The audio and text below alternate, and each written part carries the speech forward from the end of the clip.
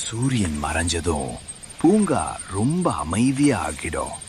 எல்லா விளையாட்டு பொருளும் தூங்கிடும். ஆனா அந்த பழைய ஓரமாயிருக்கும் ஊஞ்சல் மட்டும் விழிப்பாக இருக்கும்.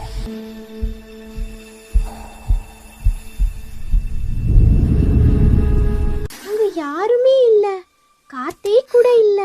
ஆனா அந்த ஊஞ்சல் தன்னாலே வேகமா ஆடுதே. காலையிலயோ பூங்காவுக்கு ஓடி போனான்.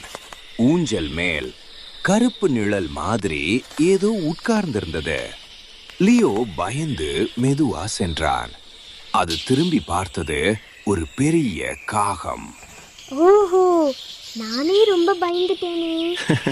சில நேரம் பயமா தோணும் விஷயம் உண்மையிலோ சாதாரணம்தான். ஹே குட்டீஸ், கதை பிடிச்சா லைக் பண்ணுங்க, ஷேர் பண்ணுங்க, சப்ஸ்கிரைப் பண்ணுங்க. அடுத்த திகில் கியூட் கதையில சந்திப்போம்.